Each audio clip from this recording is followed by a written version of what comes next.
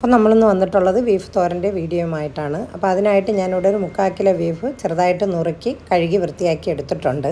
ഇതൊരു കുക്കറിലോട്ട് ഇട്ടിട്ട് കുരുമുളകും മഞ്ഞൾപ്പൊടിയും ഉപ്പും ചേർത്ത് വേവിച്ചെടുക്കാം. ബീഫ് വെന്തതിന് ശേഷം ഞാനിവിടെ ഒരു കടായി അടുപ്പത്ത് വെച്ചിട്ടുണ്ട്. അപ്പോൾ തീ കത്തിച്ചതിന് ശേഷം 2 ടേബിൾ സ്പൂൺ വെളിച്ചെണ്ണ ചേർത്ത് കൊടുത്ത് എന്നിട്ട് ഒരു 4 ടേബിൾ സ്പൂൺ വെളുത്തുള്ളി ഇഞ്ചി ചതച്ചതും 2 മീഡിയം സവാള ഈ രീതിയിലൊന്ന് അരിഞ്ഞെടുത്തതും കൂടെ ചേർത്ത് കൊടുത്ത് നമുക്ക് ആവശ്യത്തിനുള്ള ഉപ്പും കൂടെ ചേർത്ത് ഒന്ന് വഴറ്റിയെടുക്കാം. നമ്മുടെ ചാനൽ ആദ്യമായി കാണുന്നവരാണെങ്കിൽ സബ്സ്ക്രൈബും ലൈക്കും ചെയ്ത് ഒന്ന് സപ്പോർട്ട് ചെയ്യണേ. അപ്പോൾ ഇതൊന്ന് റെഡിയാവുന്ന നേരം കൊണ്ട് നമുക്ക് ഇതിൻ്റെ അരപ്പൊന്ന് തയ്യാറാക്കിയെടുക്കാം. അതിനായിട്ട് ചെറിയ ജാറിലോട്ട് 1/4 കപ്പ് തേങ്ങ എടുത്തിട്ടുണ്ട്. 1/2 ടീസ്പൂൺ മഞ്ഞൾപ്പൊടി, 1/2 ടീസ്പൂൺ മുളക് പൊടി, 1/2 ടീസ്പൂൺ പെരിഞ്ജീരകപ്പൊടി, 1/4 ടീസ്പൂൺ കുരുമുളക് പൊടി, ഒരു 8-9 അല്ലി വെളുത്തുള്ളി, ഒരു കൊത്ത് കറിവേപ്പില, ഇതെല്ലാം ചേർത്തതിന് ശേഷം നമുക്കിതൊന്ന് ഒതുക്കിയെടുത്തിട്ട് വരാം.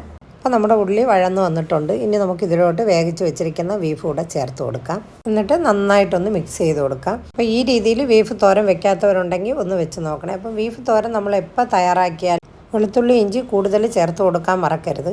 നമ്മുടെ അരപ്പ് ചേർത്തതിന് ശേഷം മിക്സിയുടെ ജാറിലോട്ട് ഒരല്പം വെള്ളം ചേർത്ത് കഴുകി ഒന്ന് ഒഴിച്ചു കൊടുക്കാം. അതിന് ശേഷം അടച്ചു വെച്ച് കൊടുക്കാം.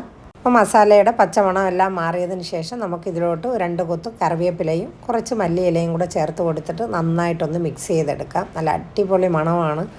നല്ല ചൂട് പുട്ടിൻ്റെ കൂടെ ഒരു ഗ്ലാസ് വെറും ചായയൊക്കെ ഉണ്ടെങ്കിൽ നല്ല അടിപൊളിയായിട്ട് കഴിക്കാൻ പറ്റുന്ന നല്ല സൂപ്പർ ബീഫ് തോരനാണ്. അപ്പോൾ ഇതുവരെ തയ്യാറാക്കാത്തവരുണ്ടെങ്കിൽ ഒന്ന് തയ്യാറാക്കി നോക്കണേ. എന്നിട്ട് നിങ്ങളുടെ അഭിപ്രായങ്ങൾ കമൻ്റായിട്ടൊന്ന് അറിയിക്കാനും മറക്കരുത്.